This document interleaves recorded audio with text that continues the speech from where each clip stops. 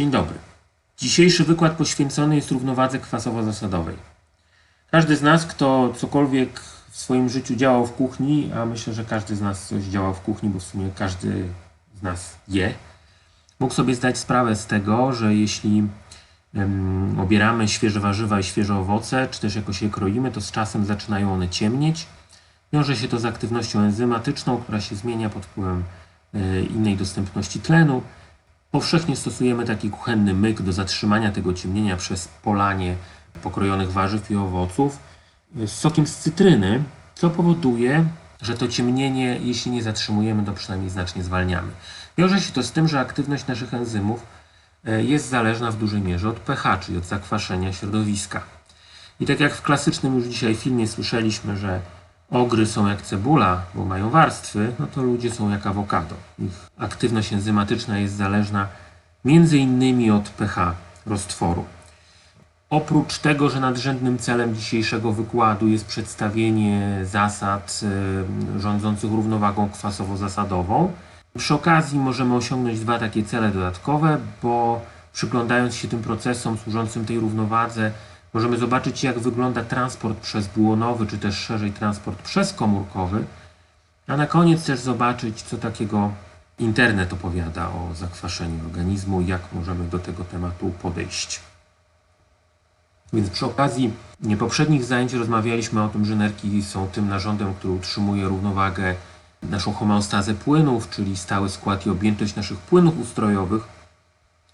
Nasze płyny ustrojowe, zewnątrzkomórkowe, a dzisiaj sporo będziemy mówili o osoczu, przy okazji nerek też głównie o osoczu mówiliśmy, składają się przede wszystkim z wody. Jest to wodny roztwór soli oraz anionów wodorowęglanowych i to jest taki podstawowy skład naszych płynów ustrojowych, a my na jakimś poziomie organizacji jesteśmy z grubsza różnymi roztworami, które są porozdzielane półprzepuszczalnymi błonami biologicznymi. Błony są, mówimy, półprzepuszczalne, dlatego że one są przepuszczalne wybiórczo. Jedne substancje mogą wędrować na drugą stronę błony, inne nie. A to, na ile efektywnie substancja wędruje przez błonę, jest zależne od gradientu istniejącego dla tej substancji. I na ogół mówimy w takim przypadku o gradiencie stężeń. Czyli dana substancja przejdzie na drugą stronę błony komórkowej, na ogół wtedy, błony biologicznej, na ogół wtedy, kiedy jej stężenie po drugiej stronie błony biologicznej jest mniejsze. I podobnie jest z gradientem elektrycznym, o którym czasami zapominamy, że czasami wędrówka danej substancji przez błonę biologiczną jest warunkowana jej gradientem elektrycznym. Tak się dzieje czasami w nerkach, kiedy jest reabsorpcja potasu. Wydawałoby się, że potas nie powinien wychodzić z kanalika, bo na zewnątrz kanalika jest go więcej niż w kanaliku, ale okazuje się, że środowisko na zewnątrz kanalika jest zdecydowanie bardziej ujemne niż w kanaliku, co tworzy korzystny dla niego gradient elektryczny. I my dzisiaj zajmiemy się przy okazji równowagi kwasowo-zasadowej, poznamy czy też przypomnimy sobie kilka rodzajów transportu przezbłonowego i właściwie transport przezbłonowy z grubsza możemy podzielić na ten, który wprowadza nieodwracalne zmiany w błonie, czyli egzocytozę i endocytozę, o których dzisiaj nie mówimy. Dzisiaj się skupimy na tym transporcie, który nie wprowadza nieodwracalnych zmian w błonie biologicznej i taki rodzaj transportu możemy podzielić na transport pasywny, czyli bierny, czyli inaczej dyfuzję, oraz transport czynny, czyli transport aktywny. Z samej nazwy już możemy wnioskować, że transport aktywny wymagałby nakładów energetycznych, transport pasywny, czyli bierny, odbywa się bez dodatkowych nakładów energetycznych. Co ważne, transport bierny odbywa się zawsze zgodnie z gradientem stężeń, czyli zawsze ze środowiska bardziej zagęszczonego do mniej zagęszczonego dla tej danej substancji, bądź też jeśli chodzi o gradient ładunku. A transport aktywny na ogół odbywa się pod górę, jak to się kolokwialnie mówi, czyli wbrew gradientowi stężeń. Od środowiska, które zawiera mniej danego składnika, czy pod względem stężenia, czy pod względem ładunku, do środowiska, gdzie tego składnika będzie więcej. Na górze jest też podana taka legenda, która się będzie pojawiała i na tym slajdzie, i na kolejnych slajdach tej prezentacji.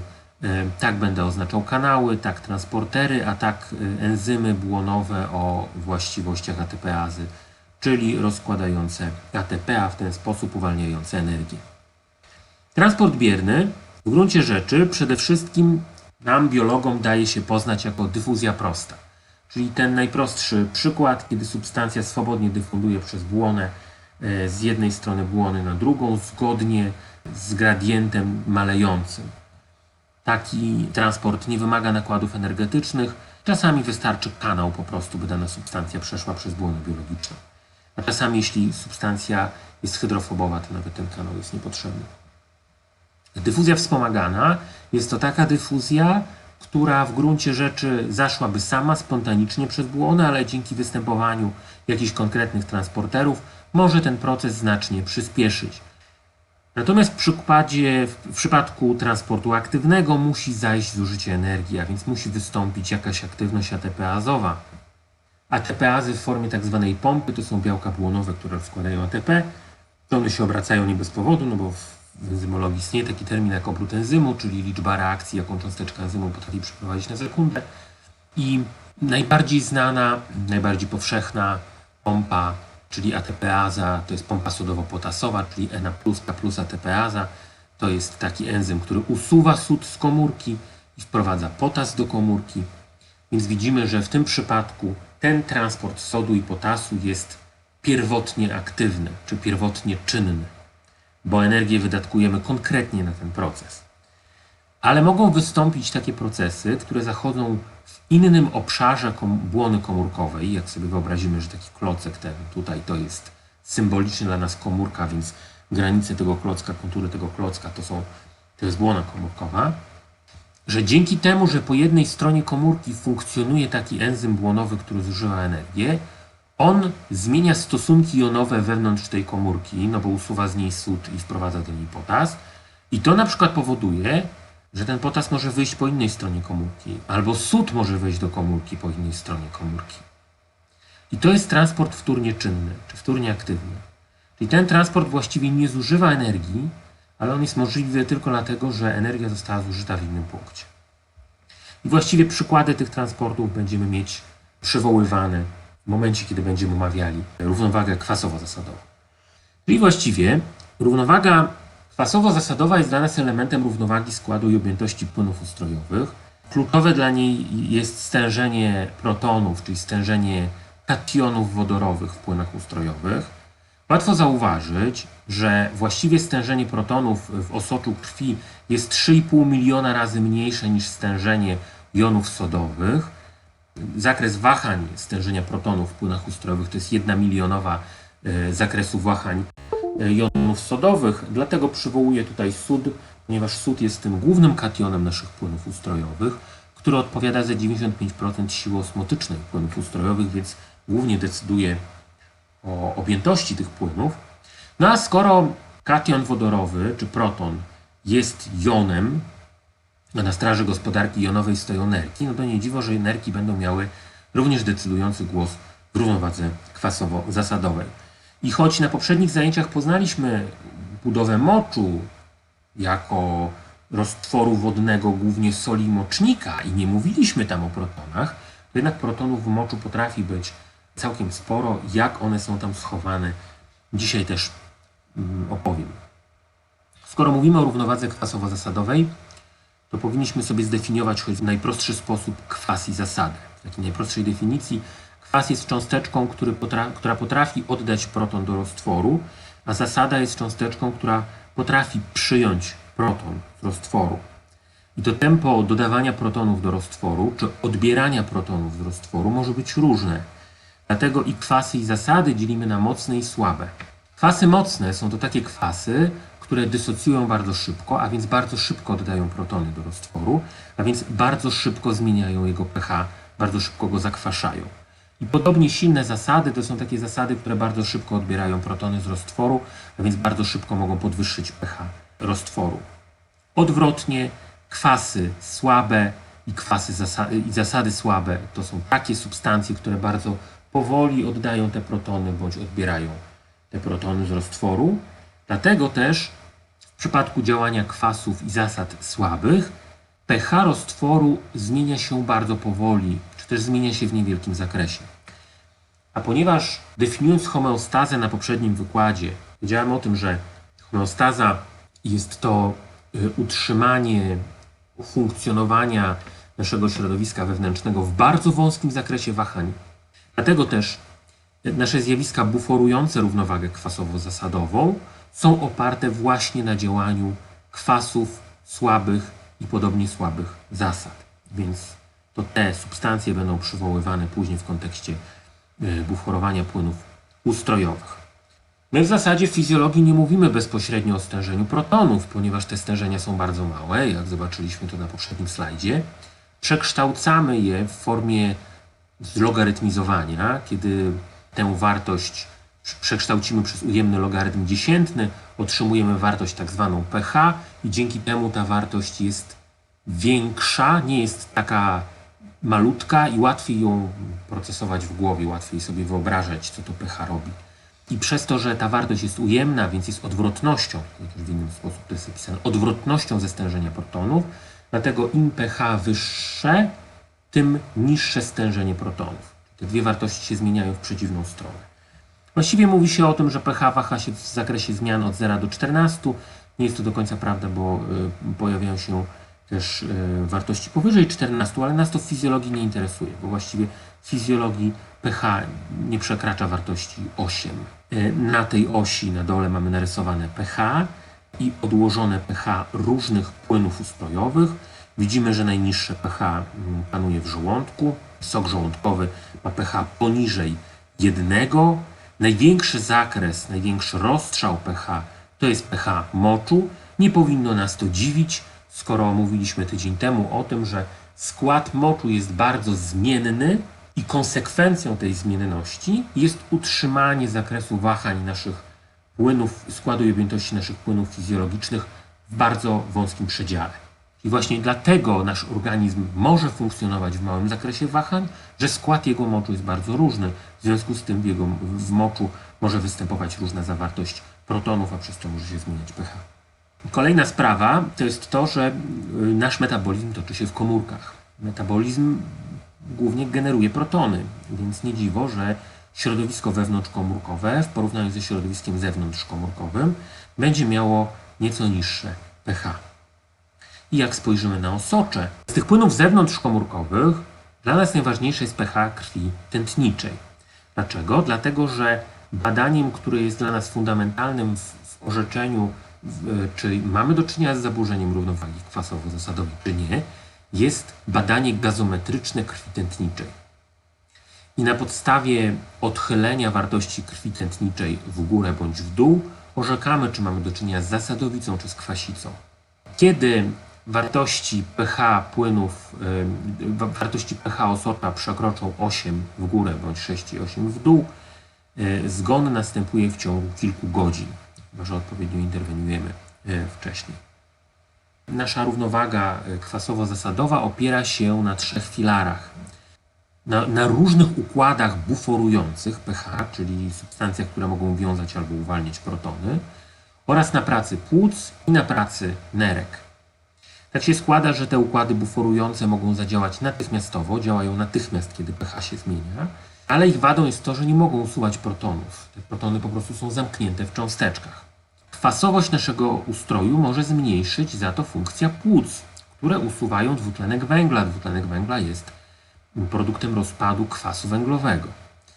Jednak w pewien sposób wydajność płuc jest ograniczona i w którymś momencie do głosu muszą dojść nerki. I właśnie w takiej kolejności te 3 elementy naszej równowagi kwasowo-zasadowej omówimy.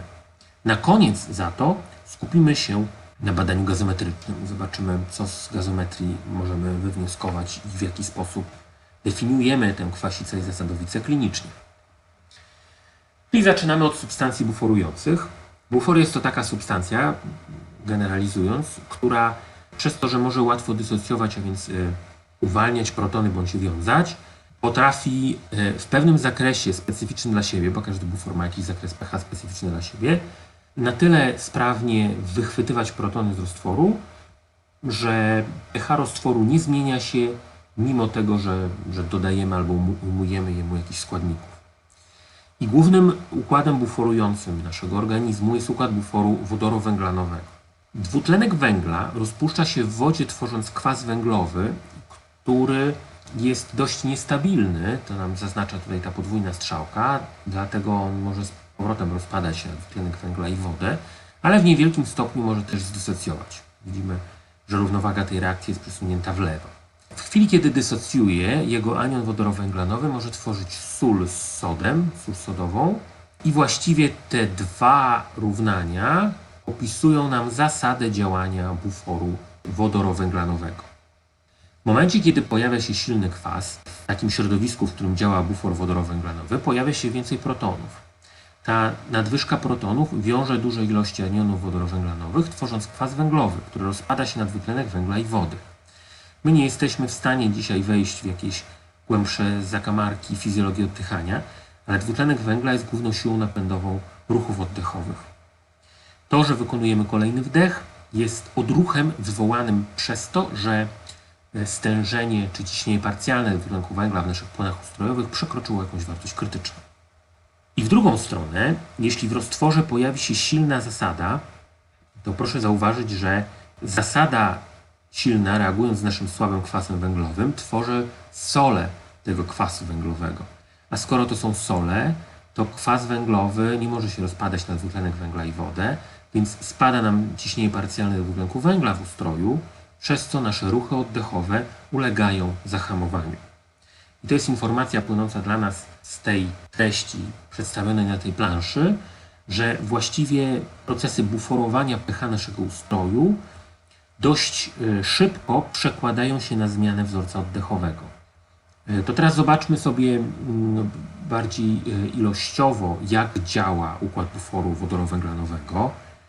Normalnie ze studentami z Wydziału Lekarskiego wyprowadzam ten wzór dokładnie na zajęciach, ale dzisiaj nie mamy czasu na to, więc mogą mi Państwo jedynie uwierzyć, że to, co będę teraz mówił, jest prawdą. To jest punkt startowy dla nas, punkt, w którym mamy po prostu stałą dysocjację dla kwasu węglowego, która nam opisuje, jaka jest proporcja formy zdysocjowanej kwasu węglowego do formy niezdysocjowanej. Jeśli z tego równania wyznaczymy sobie stężenie protonów, a później przekształcimy je logarytmem, no to otrzymujemy równanie Hendersona-Hasselbalcha, które nam opisuje działanie układu buforu wodorowęglanowego w naszych płynach ustrojowych. Z tego równania możemy wyczytać kilka informacji. Po pierwsze, pK buforu wodorowęglanowego wynosi 6,1. Z pK wiąże się taka historia, że im mniejsze jest pK, tym silniejszy jest kwas. To pK jest całkiem wysokie, więc to świadczy o tym, że ten kwas jest słaby. Może być to dla nas również informacja, że to jest pH, w którym ten układ buforujący działałby optymalnie, ponieważ jest to pH, w którym jego forma rozpuszczona, czyli zdysocjowana i niezdysocjowana, pozostają w równowadze, mniej więcej 50/50. Czyli to jest jedna informacja. Druga informacja, że na pH naszych płynów ustrojowych będzie wpływało zarówno stężenie anionów wodorowęglanowych, jak i ciśnienie parcjalne dwutlenku węgla. Kiedy zmienia się stężenie anionów wodorowęglanowych w tym równaniu, możemy podejrzewać zaburzenia metaboliczne, czyli na przykład podejrzewać upośledzenie pracy nerek, ale niekoniecznie. Może jest jakiś nadmierny metabolizm, który toczy się w wątrobie, może nastąpi jakiś wielki wysiłek. Do tego dojdziemy jeszcze. Natomiast jak się zmienia ciśnienie parcjalne dwutlenku węgla, to możemy podejrzewać zaburzenia oddechowe, czyli że coś się stało w płucach. I zarazem, ponieważ te dwie wartości stoją w ułamku, możemy zauważyć, że właściwie praca płuc i praca nerek może się wzajemnie kompensować. Bo kiedy przez niedostateczną pracę płuc zmienia się ciśnienie parcjalne dwutlenku węgla, kiedy nerki zmienią wydalanie anionów wodorowęglanowych, ten ułamek może utrzymać swoją stałą wartość. Dlatego widzimy, że w procesach utrzymywania równowagi kwasowo-zasadowej te dwa narządy wzajemnie się kompensują. Czyli wiemy już, że głównym buforem, układem buforującym naszych płynów ustrojowych jest układ buforu wodorowęglanowego, ale jeśli weźmiemy pod uwagę to, że właściwie optymalne dla niego pH jest dalekie od pH osocza krwi i w płynach ustrojowych właściwie mało jest składników tego układu buforującego, no to możemy zacząć się zastanawiać to, dlaczego on jest głównym buforem. Ano dlatego, że stężenie jego składników może być precyzyjnie regulowane przez narządy, takie jak płuca i nerki. Płuca usuwają dwutlenek węgla, pełniąc swoją funkcję wymiany gazowej, no a przy okazji przyczyniają się do równowagi kwasowo-zasadowej, więc mamy dwie pieczenie na jednym ogniu. No a jeśli nie układ buforu węglanowego, to co? Może układ buforu fosforanowego, który również występuje w naszym organizmie. Jego pK jest trochę wyższe niż pK układu buforu wodorowęglanowego, ale okazuje się, że stężenie jego komponentów w płynach ustrojowych jest zdecydowanie niższe niż tych składników układu buforu wodorowęglanowego. Ale to pH optymalne 6,8 to jest pH, które może występować w płynie wewnątrzkomórkowym, czy też w płynie kanalikowym w procesach kształtowania moczu.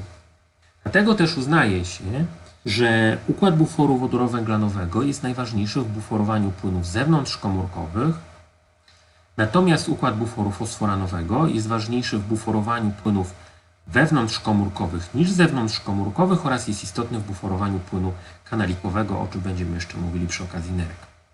Czyli układ buforu fosforanowego działa bardziej w komórkach niż poza komórkami. Zobaczmy więc, na ile on się sprawdza w tym środowisku wewnątrzkomórkowym. Porównajmy sobie środowisko wewnątrz i zewnątrzkomórkowe. pH wewnątrz komórki jest niższe, mówiłem o tym, że powstaje tam więcej protonów. Natomiast zakres wahań pH jest podobny w środowisku wewnątrz i zewnątrzkomórkowym. Środowisko wewnątrzkomórkowe zawiera zdecydowanie więcej białek niż środowisko zewnątrzkomórkowe. I okazuje się przy tej okazji zawartości białek, że białka również posiadają właściwości buforujące pH. I około 2/3 tej mocy buforującej białek przypada jednak na środowisko wewnątrz, a nie zewnątrzkomórkowe. Dlatego też głównymi buforami, bo tych buforów jest wiele różnych, środowiska wewnątrzkomórkowego są różne układy buforujące białek. I znowu układ buforu fosforanowego jest gdzieś tam na kolejnym miejscu. Podsumowując układy buforów. Najważniejszy w fizjologii jest układ buforu wodorowęglanowego, który odgrywa największą rolę w buforowaniu płynów zewnątrzkomórkowych.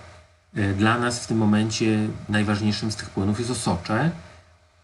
Układy buforujące białek działają w dużej mierze w płynach wewnątrzkomórkowych, no ale w osoczu też się zdarzają albuminy. Albuminy też są w stanie buforować jego pH, tylko w mniejszym rzędzie niż aniony wodorowęglanowe. I układ buforu fosforanowego jest ważniejszy dla buforowania płynów wewnątrz niż zewnątrzkomórkowych oraz odgrywa ważną rolę w buforowaniu płynu kanalikowego, czyli w procesie kształtowania moczu. Tak więc widzimy, że w naszych płynach ustrojowych występuje wiele różnych układów buforujących i należy pamiętać o tym, że każdy z nich jest wysycony protonami w takim samym stopniu. Nie wygląda tak, że najpierw muszą, nie wiem, aniony wodorowęglanowe wysycić się protonami, żeby dopiero albuminy osocza zaczęły protony przyjmować. Nie, te protony są przyjmowane w tym samym stopniu i o tym nam mówi zasada izohydryczna. Izo coś równego, hydryczne, czyli odnosi nas do wodoru, a więc jest to zasada mówiąca o tym, że różne układy buforujące działające w tej samej przestrzeni są w tym samym punkcie czasowym w takim samym stopniu wysycone protonami. Wiemy, jak działają bufory, wiemy, że działają natychmiast, wiemy, że ich minusem jest to, że one zwiążą protony, ale nie zmienią ich stężenia w ustroju. To już mogą zrobić płuca. Zdradziłem już, że tym czynnikiem regulującym nasze ruchy oddechowe jest dwutlenek węgla. Właściwie nie mówimy bezpośrednio o stężeniu dwutlenku węgla w fizjologii, bo raczej tego nie mierzymy. Mierzymy ciśnienie parcjalne dwutlenku węgla i takim pojęciem się lepiej posługiwać. Tylko że dwutlenek węgla z krwi nie działa bezpośrednio na nasze neurony hemowrażliwe odpowiedzialne za ruchy oddechowe, ponieważ nasza krew nie obmywa bezpośrednio tych neuronów. Ten dwutlenek węgla musi przenikać do płynu mózgowo-rdzeniowego, którego pH jest skomponowany na bazie różnych składników. Między innymi właśnie czynnikiem decydującym o tym pH jest ciśnienie parcjalne dwutlenku węgla, które się przekłada na powstające aniony wodorowęglanowe, ale też stężenie innych jonów. Proszę się nie dziwić, że mamy na przykład tutaj NaCl, no bo z jednej strony rzeczywiście, kiedy pojawia się sól NaCl, no to ona nie dodaje czy nie odejmuje protonów z roztworu, nie zwiększa ich ilości, ale proszę pamiętać o tym, że sód stanowi dla nas główną siłą osmotyczną, czyli siłę, za którą wędruje woda. A więc wraz ze zmianą stężenia sodu pojawia się zmiana zawartości wody. Jeśli zmienia się zawartość wody, a stężenie protonów pozostaje takie same, no to łatwo się domyśleć, że lekko pH może się wahać. Na to pH płynu mózgowo-rdzeniowego nie będą wpływały albuminy i bufor fosforanowy, bo on w tym przedziale nie istnieje. A my jesteśmy w stanie śledzić zmianę tego pH na podstawie śledzenia dwóch składników. Po pierwsze, kiedy się zmienia ciśnienie parcjalne dwutlenku węgla we krwi, to automatycznie, natychmiast zmienia się ciśnienie parcjalne dwutlenku węgla w płynie mózgowo-rdzeniowym, więc nasze ruchy oddechowe zmieniają się natychmiast, wzorzec naszych ruchów oddechowych. Ale jeśli pH krwi zmienia się w wyniku zmiany czynności metabolicznej, to okazuje się, że oprócz ciśnienia parcjalnego dwutlenku węgla, czyli tych anionów wodorowęglanowych, w płynie mózgowo-rdzeniowym zmienia się skład również tych innych jonów, w co ja teraz nie będę mocniej wchodził, ale to wymaga procesów bardziej długotrwałych, więc zmiany metaboliczne mogą być kompensowane oddechowo, ale to się pojawia w perspektywie kilkunastu, kilkudziesięciu godzin. W ten sposób właśnie pH krwi wpływa na pH płynów mózgowo-rdzeniowego, co wpływa na nasze neurony hemowrażliwe. Tylko warto pamiętać o tym, że siłą napędową naszych ruchów oddechowych jest dwutlenek węgla, ale to nie on jest czynnikiem, który bezpośrednio oddziaływuje na nasze neurony hemowrażliwe, bo on musi stworzyć kwas węglowy, który musi się rozpaść na protony i to te protony, aktywując receptory pórenergiczne, aktywują nasze neurony hemowrażliwe do kolejnego wdechu. Czyli to protony są tym głównym czynnikiem, który bezpośrednio aktywują nasz wdech, ruchy oddechowe, a tutaj mamy podany przykład, jak zachwianie równowagi kwasowo-zasadowej może wpływać na nasze ruchy oddechowe. Na górze mamy narysowaną taką przykładową normę, na dole kwasicę metaboliczną. Proszę zauważyć, że ruchy oddechowe zmieniły swoją amplitudę, czyli wysokość fali, i częstotliwość, czyli liczbę zębów w tej samej jednostce czasu. W związku z tym, przez to, że oddychamy głębiej, to jest amplituda, i oddychamy częściej, doprowadzamy do tego, że z organizmu usuwamy zdecydowanie więcej dwutlenku węgla niż w sytuacji podstawowej, równowagi czynnościowej. A więc taki organizm traci kwasy. Ten wzór oddechowy, to jest tak zwany rytm oddechowy Kussmaula, pojawia się u osób z cukrzycą albo u osób chronicznie nadużywających alkohol. To świadczy już o takim rozwijającym się, trwającym długotrwale zaburzeniu równowagi kwasowo-zasadowej. To zobaczmy teraz, jaki jest zakres możliwości regulacji pH przez płuca. Istnieje wyraźna korelacja wentylacji pęcherzykowej, czyli tych wymian powietrza w pęcherzykach, z pH płynów ustrojowych. Im wyższa wentylacja pęcherzykowa, tym wyższe pH, im niższa wentylacja pęcherzykowa, tym niższe pH.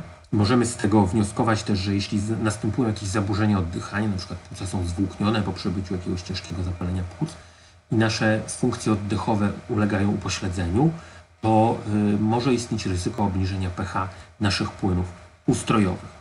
I odwrotnie, nie tylko wentylacja pęcherzykowa wpływa na pH płynów ustrojowych, ale pH płynów ustrojowych wpływa na wentylację pęcherzykową. To znaczy, jeśli pH krwi tętniczej spada, to rośnie nam liczba wymian powietrza w pęcherzykach płucnych. Tak jak powiedziałem na poprzednim slajdzie, usuwamy dzięki temu więcej dwutlenku węgla, więcej kwasu. Natomiast jeśli pH naszej krwi tętniczej rośnie, to właściwie ma to znikomy wpływ na nasze ruchy oddechowe. Dlaczego?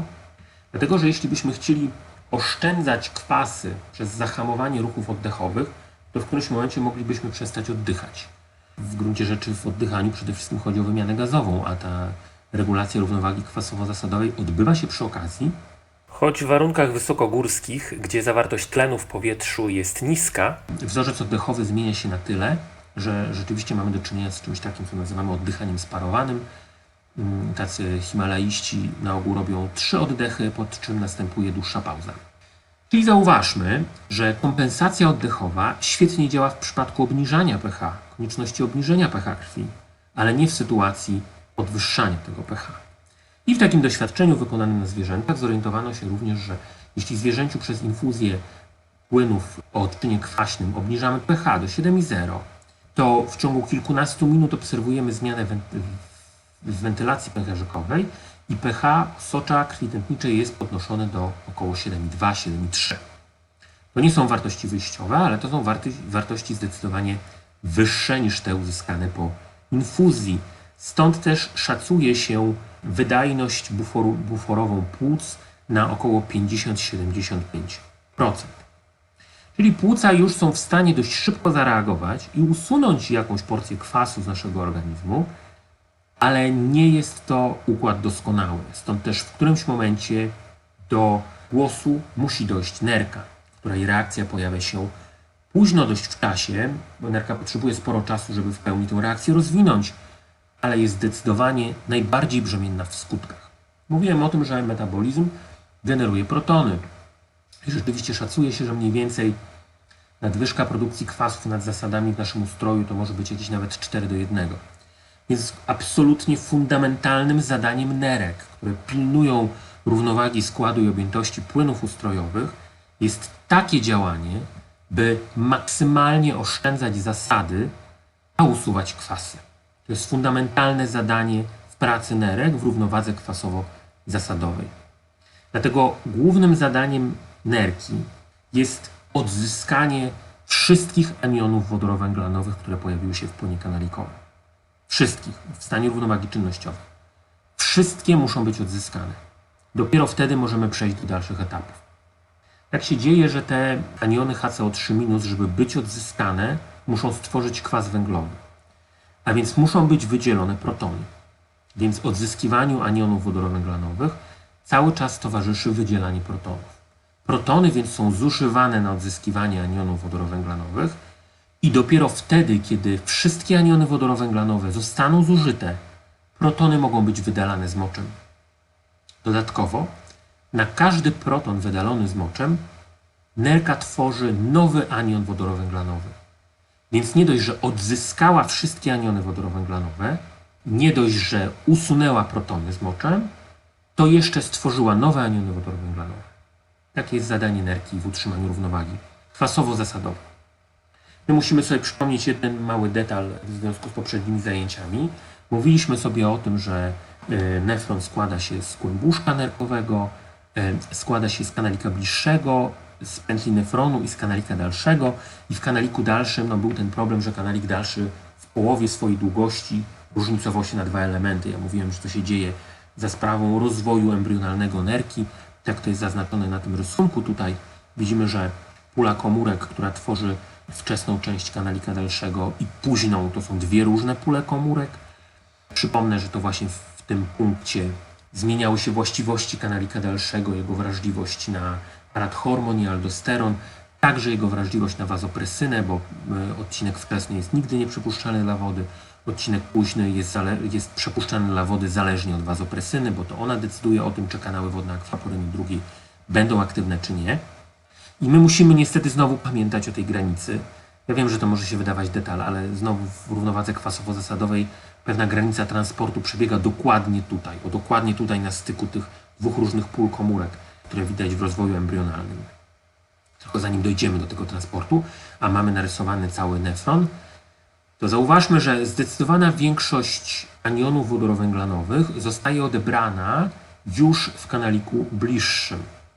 Około 10% później w ramieniu wstępującym i kanaliku dalszym i jakieś tam poniżej 5% w kanaliku zbiorczym. Więc najintensywniejsze procesy odzyskiwania anionów wodorowęglanowych zachodzą w kanaliku bliższym. I teraz zobaczymy, jak to się dzieje. To znaczy wiemy, że to może się zadziać tylko i wyłącznie wtedy, kiedy zostanie wydzielony proton. Także tutaj mamy schematycznie wypisane te różne części kanalika.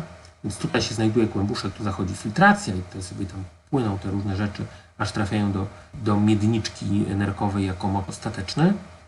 Więc po lewej stronie slajdu pokażę Państwu komórkę i procesy komórkowe zachodzące właśnie do tego punktu, rozdzielonego białą linią. Po prawej będzie druga komórka, która przedstawia sytuację na prawo od tej białej linii, w tych odcinkach tutaj. Stosuję taką konwencję, że w komórce wyróżniam dwie błony. Tak jak zauważyliśmy wcześniej, to, że zachodzi proces po jednej stronie błony komórkowej, bardzo często wyzwala procesy po drugiej stronie błony komórkowej. Stąd komórka na ogół jest spolaryzowana. Ma inne właściwości błony po jednej stronie, inne po drugiej. Czyli często mówimy, że komórka ma błonę apikalną, czyli szczytową. W przypadku naszych komórek tutaj, skoro mówimy o komórkach ścian kanalika, to tę błonę można też nazwać luminalną, tak, bo jest skierowana do światła kanalika, światło po łacinie lumen. I to będzie dla mnie na tym schemacie ta błona tutaj. A pozostałe części błony komunikują się z płynem śródmiąższowym. I to jest błona podstawno-boczna, bazolateralna.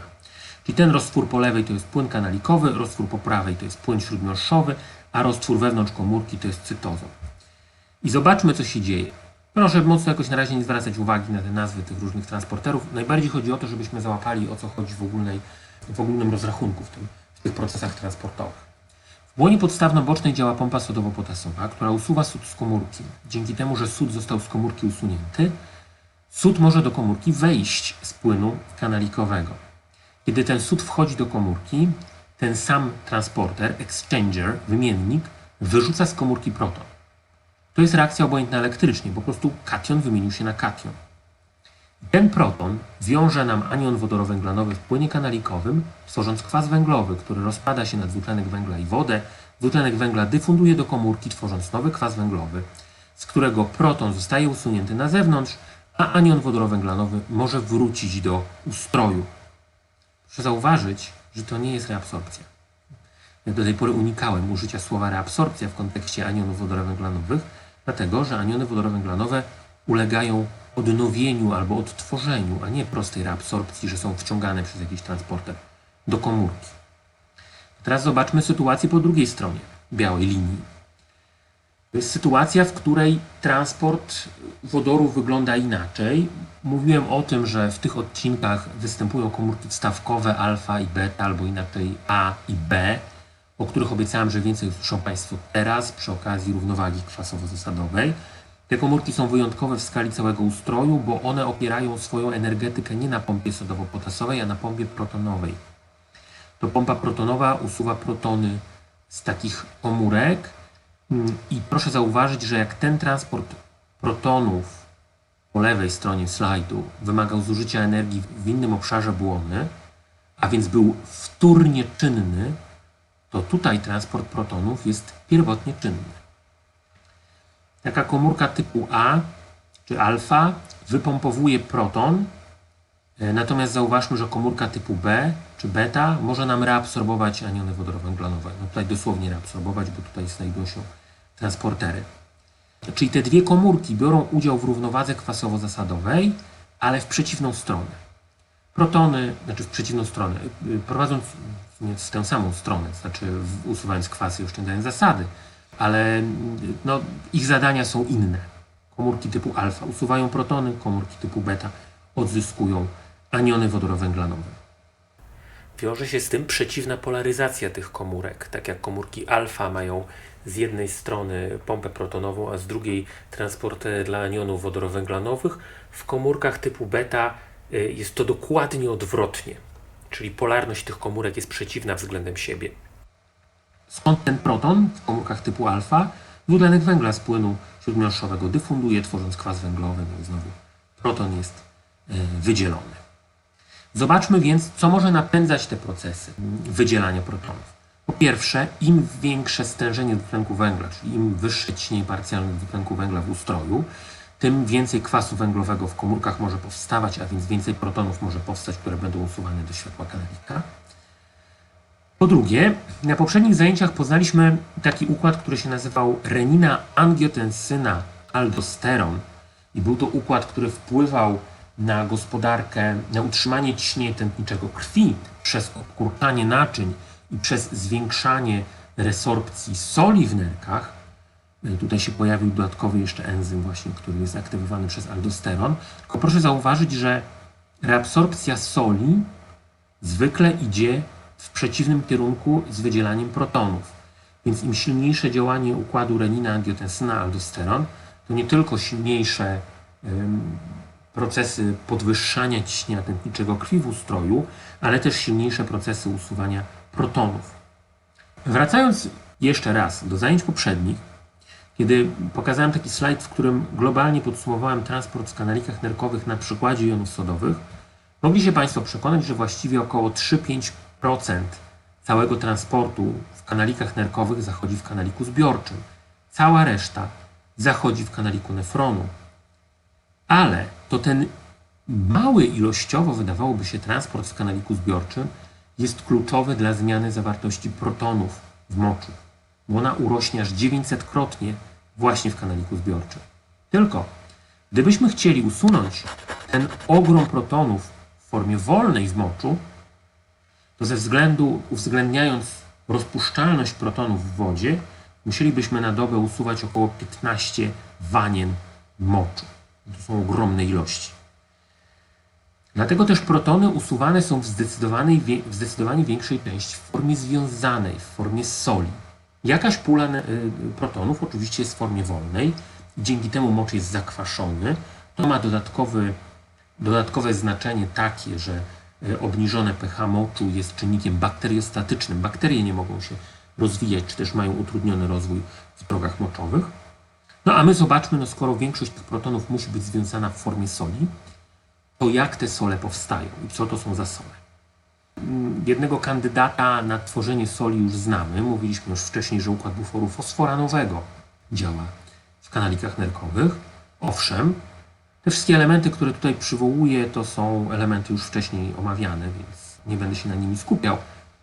Ale proszę zauważyć, że aniony fosforanowe mogą przyjmować na siebie protony, tworząc sole sodowe i w takiej formie mogą być usuwane z naszego ustroju protony i w stanie równowagi czynnościowej jest to około 50% ogólnej ilości zbuforowanych protonów. Przy okazji proszę zauważyć, że skoro z tego kwasu węglowego został usunięty proton, to został nam anion wodorowęglanowy i jest to dodatkowy zysk dla ustroju. Czyli nerka znowu usunęła proton i stworzyła anion wodorowęglanowy. Nie tylko zyskała aniony wodorowęglanowe, ale tworzy też nowe. Czyli to jest około 50% w stanie równowagi czynnościowej, około 50% zbuforowanych protonów to są sole fosforanowe. Natomiast drugie 50% to jest układ buforu amoniak-jon amonowy, którego jeszcze nie poznaliśmy. Mówiłem podczas poprzednich zajęć, że w kanaliku bliższym odzyskiwane jest, czy powinno być odzyskiwane 100% materii organicznej, które się pojawiło w kanaliku, w płynie kanalikowym. Czyli wszystko to, co się przefiltrowało, a jednak powinno zostać w ustroju, bo jest cenne, czyli glukoza, czyli albuminy, czyli aminokwasy. Właściwie kanalik bliższy jest jedynym odcinkiem kanalika, który ma bezpośredni dostęp do aminokwasów i to w ogromnych ilościach, bo te aminokwasy muszą przechodzić przez jego komórki. Tak się dzieje, że glutamina się absolutnie swobodnie filtruje w kłębuszku nerkowym. 100% glutaminy przechodzi do płynu kanalikowego i później musi być odzyskiwane przez komórki kanalika bliższego. W sytuacji, kiedy te aminokwasy przechodzą przez komórki kanalika bliższego, część glutaminy może być rozłożona na jony amonowe. I te jony amonowe usuwane do płynu kanalikowego tworzą nam sole, tzw. chlorek amonu. Proces wydzielania amoniaku zachodzi również w kanaliku zbiorczym, ponieważ wszystkie komórki kanalików nerkowych są w stanie syntetyzować amoniak. Ten amoniak dyfunduje przez błonę komórkową dzięki ogromnej różnicy stężeń, mimo tego, że on niechętnie przekracza sam z siebie bariery lipidowe, ale przez ogromny gradient stężeń zaczyna coraz łatwiej dyfundować do przestrzeni światła kanalika i tam tworzy również sól chlorek amonu. Czyli z jednej strony usuwamy z ustroju proton uwięziony w formie soli, z drugiej strony znowu cały czas zyskujemy aniony wodorowęglanowe. Chlorek amonu jest to substancja, która występuje w przyrodzie w formie minerału zwanego salmiakiem. Salmiak w Polsce jest wykorzystywany na przykład do produkcji nawozów, ale na przykład w Finlandii stosowany jest do aromatyzowania słodyczy. Ludy, szczególnie Europy Północnej, mają duże umiłowanie do lukrecji, której wielu Polaków nie lubi. Jeśli Państwo nie lubią lukrecji, nie ma się czym martwić, bo lukrecja raczej zdrowa nie jest, mocno podnosi ciśnienie tętnicze krwi i absolutnie jest niewskazana u osób predysponowanych do nadciśnienia tętniczego, albo szczególnie u osób, które już się leczą na nadciśnienie tętnicze. W wielu krajach lukrecję dodatkowo się soli, a w Finlandii soli oraz dodaje salmiak, czyli chlorek amonu. To powoduje, że wiele słodyczy fińskich pachnie lekko moczem, w tym lody o smaku salmiakki, które wyglądają jak szary popiół zmieszany ze śmietaną. Są słone w smaku i lekko właśnie mają taką woń moczową, ale muszę Państwu powiedzieć, że naprawdę są niezwykłe na plus w smaku, więc jeśli ktoś z Państwa kiedyś zawędruje do Finlandii, to bardzo polecam. Więc globalnie, jeśli mamy podsumować nerkę, to zauważamy, że w nerce następuje sekrecja protonów początkowo celem odzyskiwania anionów wodorowęglanowych. Dopiero jak wszystkie aniony wodorowęglanowe zostaną odzyskane, nadmiar protonów jest usuwany z moczem i na każdy usunięty proton przypada nowo powstały anion wodorowęglanowy. Około połowa tych protonów w formie związanej jest związana w formie soli fosforanowych, około połowa w formie soli amonowych. W sytuacji, kiedy w naszej gospodarce wewnętrznej, ustrojowej powstaje nadmiar zasad, to proszę zauważyć, że zgodnie z tym, co mówiłem wcześniej, póki istnieją aniony wodorowęglanowe w płynie kanalikowym, protony nie mogą być usunięte z moczem. Więc wszystkie protony, które zostały wydzielone przez nerkę do światła kanalika, zostały zużyte na odzyskiwanie zasad, a więc pozostały w ustroju.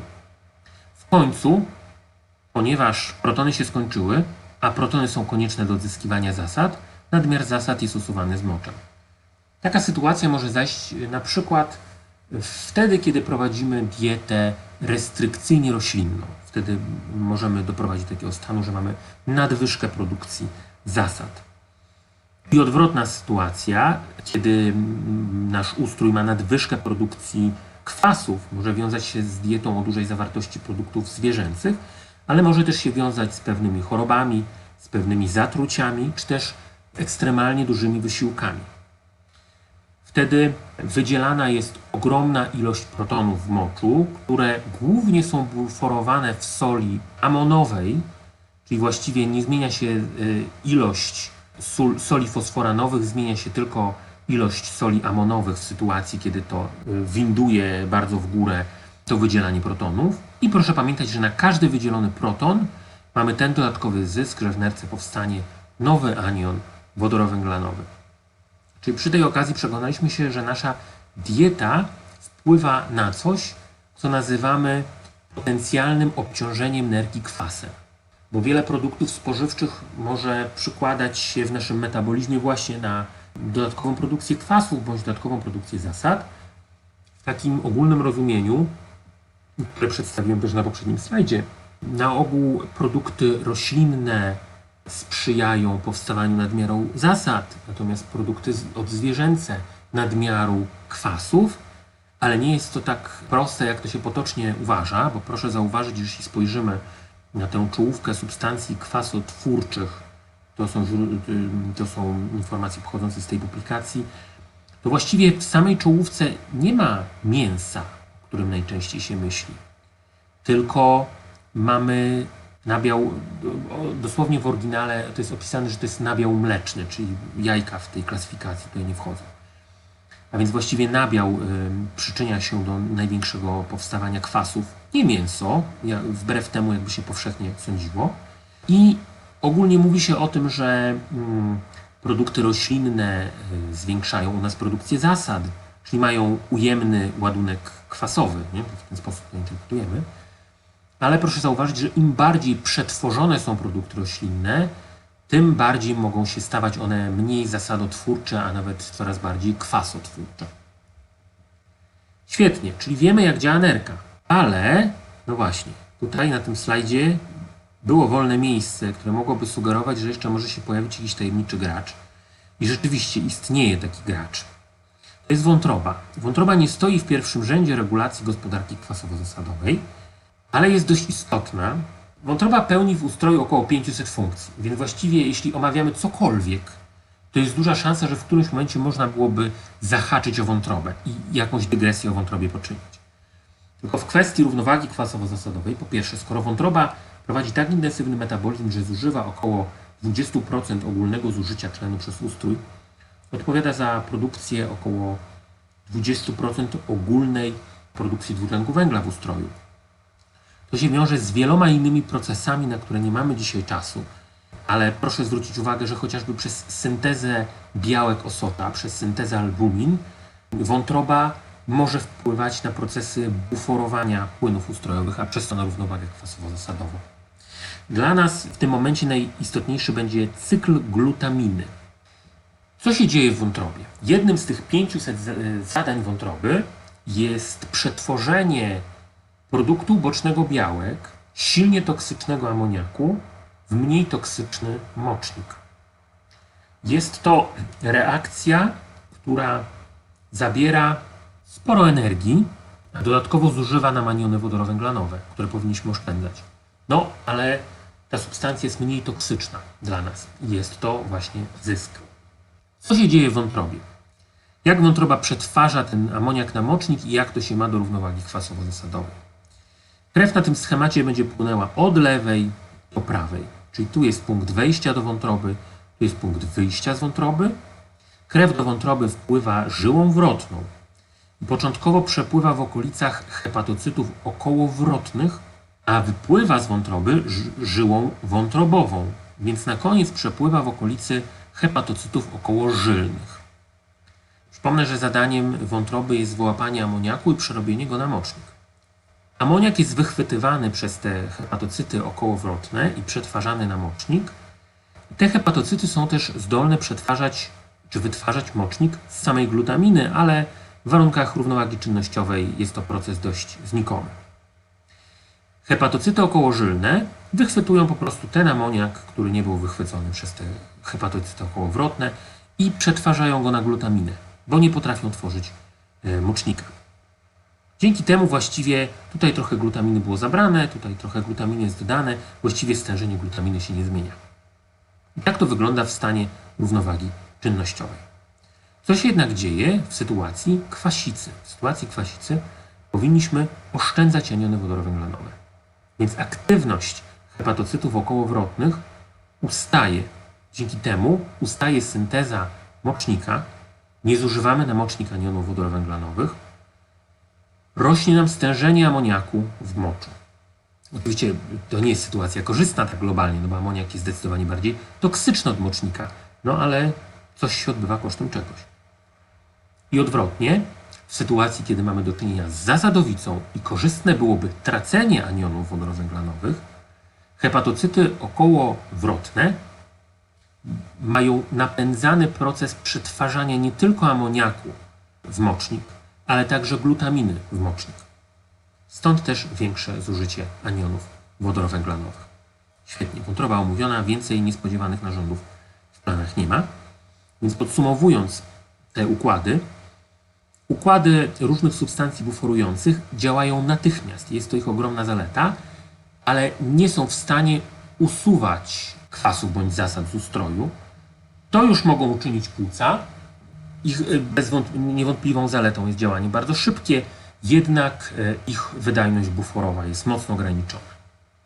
Nerki z kolei buforują nasze płyny ustrojowe z wielką siłą i ogromną precyzją, jednak by ich reakcja uwidoczniła się w pełnej krasie, musi minąć stosunkowo długo czasu. A wątroba właściwie nie gra pierwszych skrzypiec, ale przez to, że prowadzi bardzo intensywny metabolizm, w tym metabolizm substancji, które przyczyniają się, same w sobie są kwasowe albo zasadowe, przyczynia się w dużej mierze do naszej równowagi kwasowo-zasadowej. Ostatni punkt dzisiaj to jest gazometria. Gazometria krwi tętniczej to jest to badanie, które dla nas jest kluczowe i rozstrzygające, czy mamy do czynienia z zaburzeniem równowagi kwasowo-zasadowej, czy nie. Gazometria krwi tętniczej wykonywana jest, jak sama nazwa wskazuje, z krwi tętniczej i skoro jest gazometrią, to przede wszystkim badamy w niej gazy oddechowe, czyli musimy to badanie wykonać bardzo szybko po pobraniu próbki. Istnieją takie specjalistyczne urządzenia, aparaty, które pozwalają na oznaczenie gazometrii zaraz przy łóżku pacjenta. Sam wykonywałem takie badania w ten sposób, że miałem takie karty wielkości karty SD, z pamięci SD do aparatu chociażby, na które się nakraplało 100 mikrolitrów krwi. Wkładało się to do przenośnego aparatu, który w ciągu 2 minut dokonywał analizy. Jest to o tyle ważne, że te gazy oddechowe mogą się ulatniać z próbki, więc trzeba tę analizę zrobić jak najszybciej. I jest to jedyne badanie, które jest dla nas fundamentem, jest kluczowe, jest konieczne do tego, by stwierdzić, czy mamy jakieś zaburzenia równowagi kwasowo-zasadowej, czy nie. Ale ponieważ ostatnio zakwaszenie organizmu jest w powszechnej opinii coraz bardziej wałkowane i okazuje się, że już staje się pewnie bardziej niebezpieczne niż hejtowany gluten, to może spójrzmy na chwilę na to, co źródła internetowe mówią nam na temat zakwaszenia organizmu, jak my możemy do tego podejść. Osoby wrażliwe mogą sobie pod nosem jakiś egzorcyzm odmówić. Bo przechodzimy do tego, jaki internet ma pomysły na to, jak możemy stwierdzić u siebie kwasicę. Po pierwsze, niektóre źródła mówią, że powinniśmy kupić sobie papierki lakmusowe, pobrać próbkę moczu i sprawdzić jego pH. Jeśli pH jest kwaśne, czyli papierek lakmusowy był tam różowy czy czerwony, to znaczy, że mamy kwasicę. Państwo już wiedzą po dzisiejszych zajęciach, że nie jest to prawda, ponieważ fizjologicznie mocz jest kwaśny.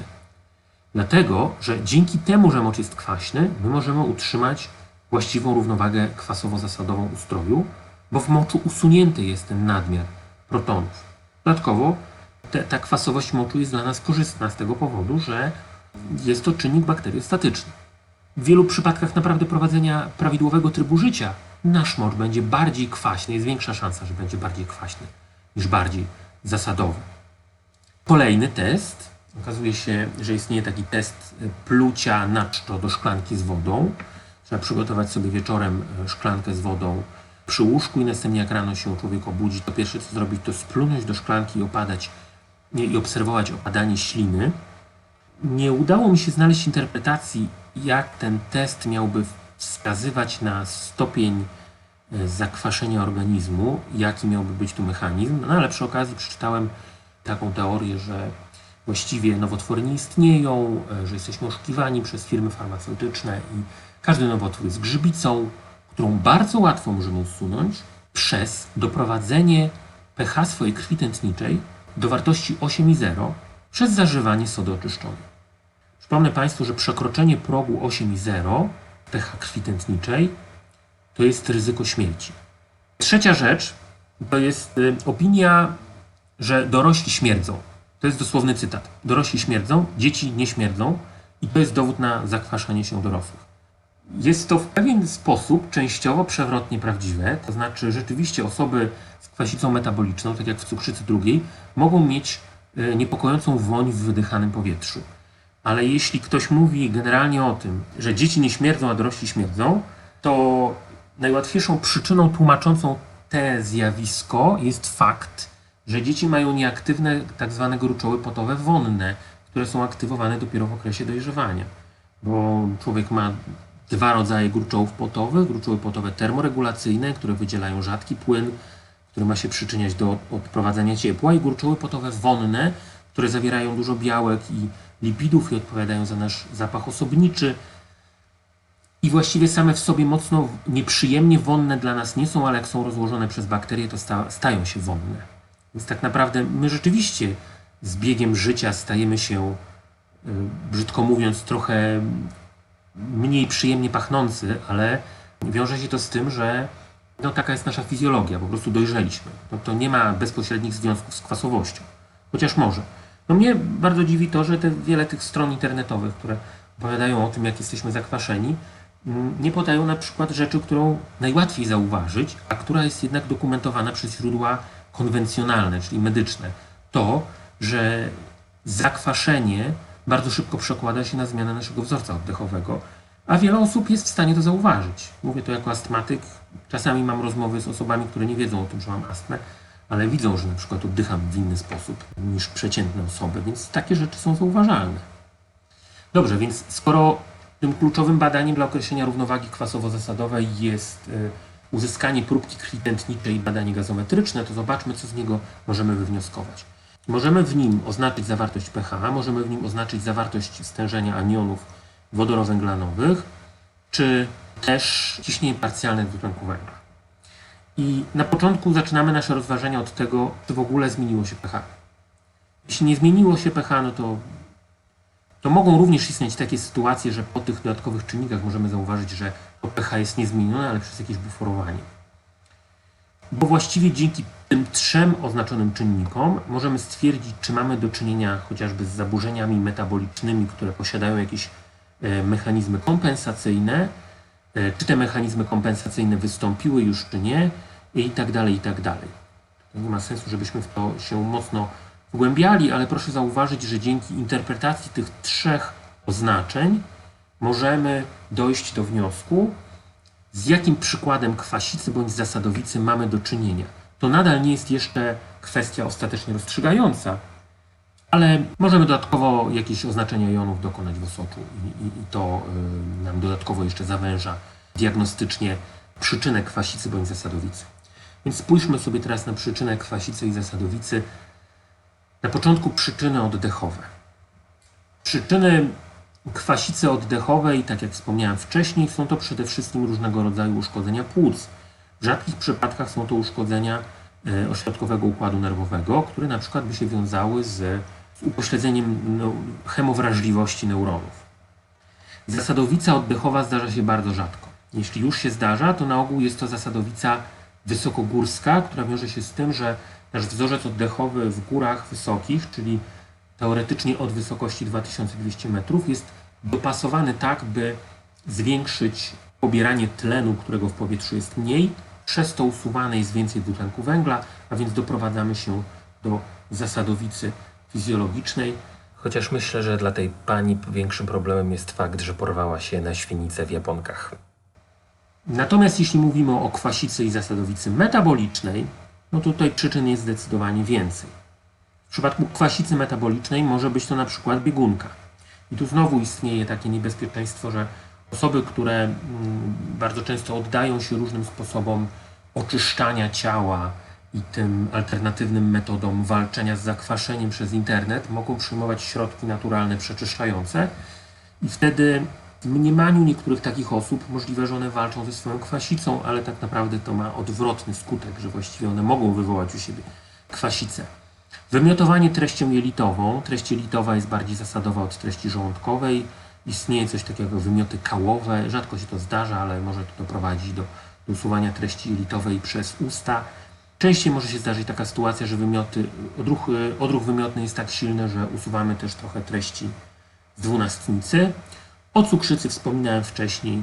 Wiele trucizn działa w ten sposób, że działa jako kwas, zakwasza nas. Na przykład metanol. Zatrucie kwasem acetylosalicylowym też może wywołać kwasicę metaboliczną. Zasadowice z kolei mogą wywołać leki o odczynie zasadowym, czy wymiotowanie treścią żołądkową, która musi być później jakoś odbudowana, no a także przyjmowanie leków diuretycznych, czyli tych zwiększających objętość moczu. Te leki, jak może Państwo pamiętają przykład z poprzednich zajęć, hamują nam transport sodu. Jak jest transport sodu hamowany, to jest hamowany również transport czynników, które wchodzą w skład tej równowagi kwasowo-zasadowej. Stąd też na przykład aldosteron, który pilnuje stężenia sodu w naszym organizmie, jeśli mamy do czynienia z hiperaldosteronizmem, czyli nadmiernym wydzielaniem aldosteronu, dochodzi do stanu, w którym mamy oszczędzane duże ilości sodu kosztem automatycznego usuwania dużych ilości protonów z moczem, a więc w ten sposób może dochodzić do zasadowicy metabolicznej.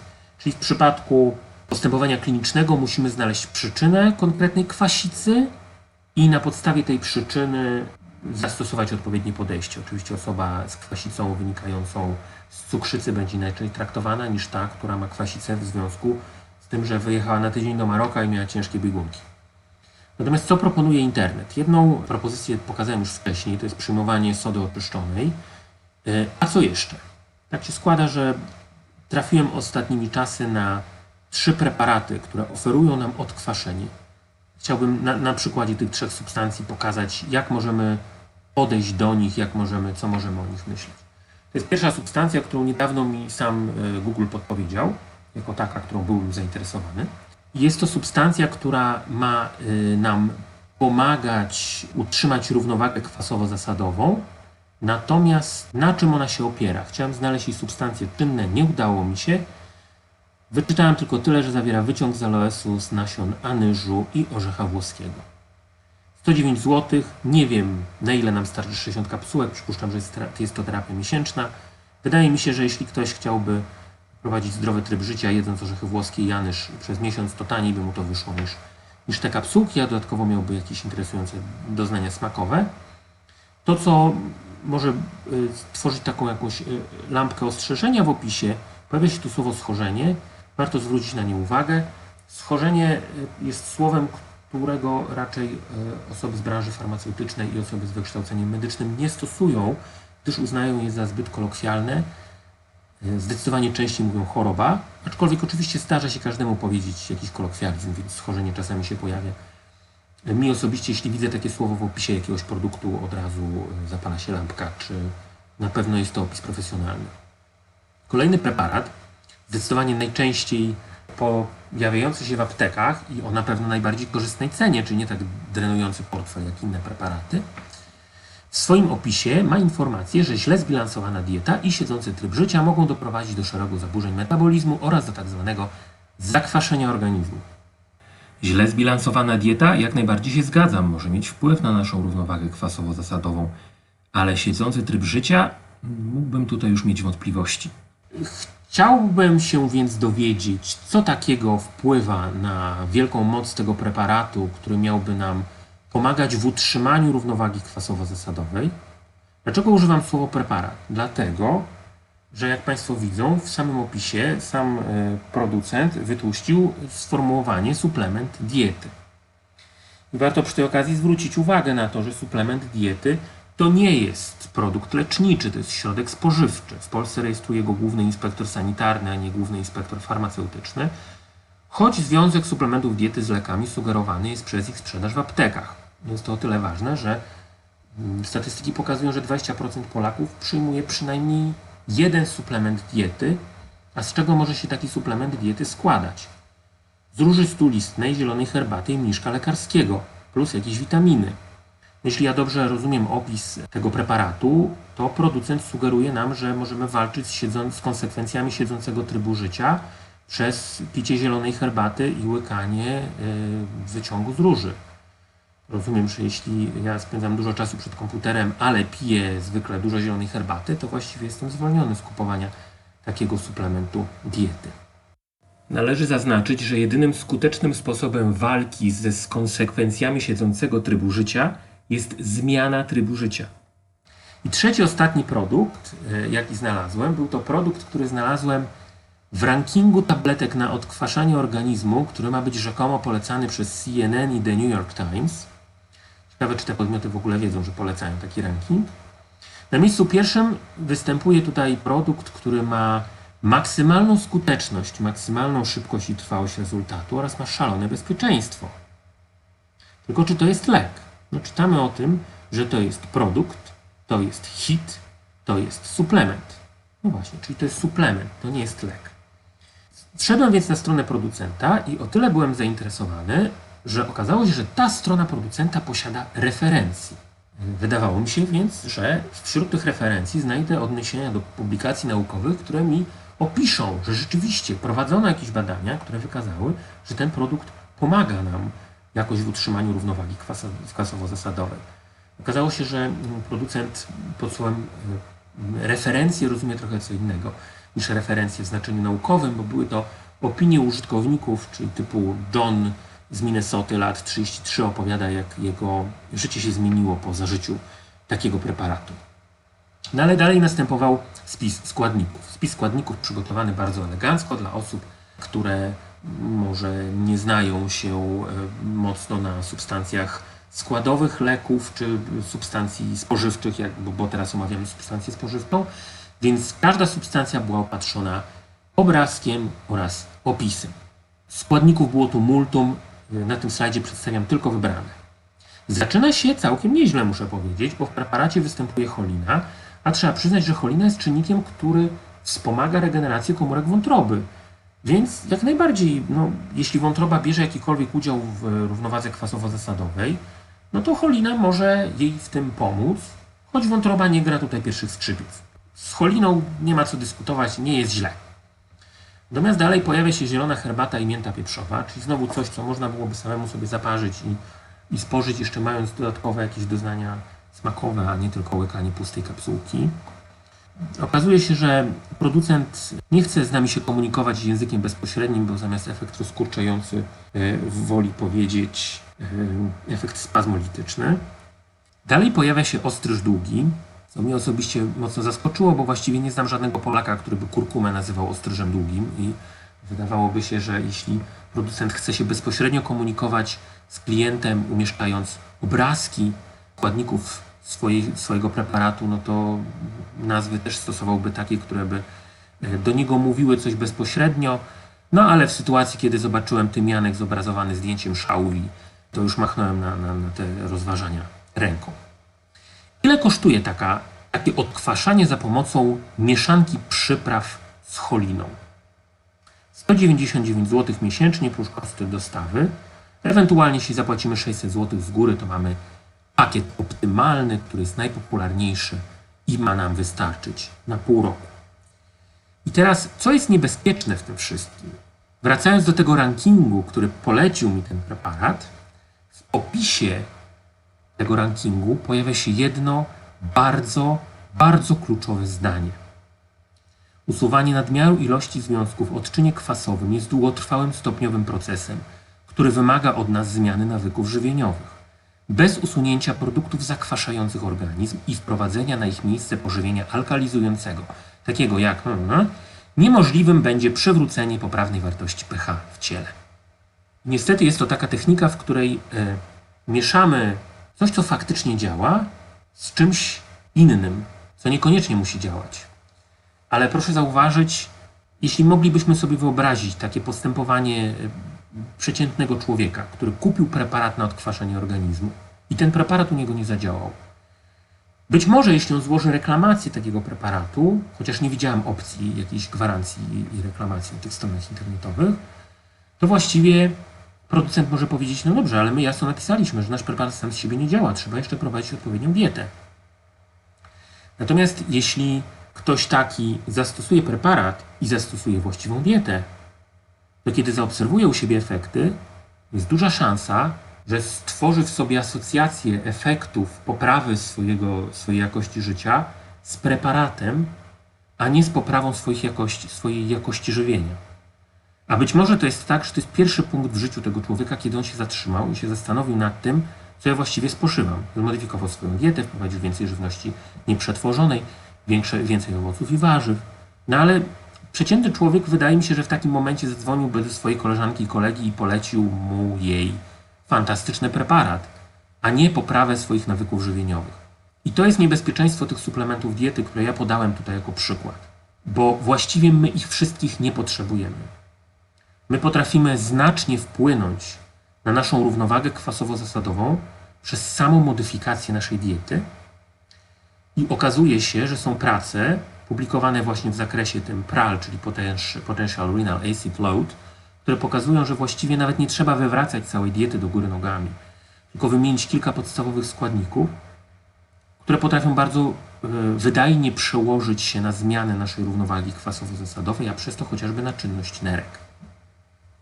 Podsumowując wszystko zgrabnie jednym slajdem, przypomnę, że nasze pH naszych płynów ustrojowych w pierwszej linii bronione jest przez różne układy buforujące, z czego najważniejszym układem buforującym jest układ buforu wodorowęglanowego. W dalszej kolejności nasze pH jest sterowane przez aktywność różnych narządów, z czego płuca potrafią usuwać duże ilości dwutlenku węgla, więc mogą sprzyjać się do obniżania zawartości kwasu w ustroju, ale ich wydajność nie jest pełna. Z kolei do usuwania zasad może się przyczyniać wątroba przez regulowanie stopnia przetwarzania anionów wodorowęglanowych w mocznik. Z kolei nerki nie dość, że usuwają protony, to potrafią jeszcze wytwarzać duże ilości anionów wodorowęglanowych. Na każdy usunięty proton nowy anion wodorowęglanowy. W sytuacji równowagi czynnościowej zdecydowana większość protonów jest usuwana w formie związanej, soli fosforanowych i soli amonowych. Jeśli chcemy mówić o zaburzeniach równowagi kwasowo-zasadowej, o tym, że one wystąpiły u nas czy u kogoś, powinniśmy wykonać badanie gazometryczne krwi tętniczej, a w sytuacji, kiedy następują te zaburzenia równowagi kwasowo-zasadowej, automatycznie następuje zmiana składu naszego moczu. W sytuacji, kiedy mamy nadmiar produkcji zasad, pojawia się coraz więcej zasad w moczu. W sytuacji, kiedy mamy nadmiar produkcji kwasów, pojawia się coraz więcej protonów w moczu i te protony są przede wszystkim związane w formie soli amonowych. Czyli widzimy, że nasza dieta w znaczny sposób potrafi wpływać na naszą równowagę kwasowo-zasadową. Czyli jeśli należymy do tych osób, które martwią się kwasicą, to co możemy zrobić najszybciej, to przede wszystkim zainwestować w żywność roślinną, opartą na nieprzetworzonych produktach roślinnych i nawet jeśli wtedy jakieś niedoskonałości się w niej pojawią, to nie musimy się mocno martwić, bo nerka jest odpowiedzią, no może nie na wszystko, ale na pewno na wiele rzeczy. Dziękuję bardzo.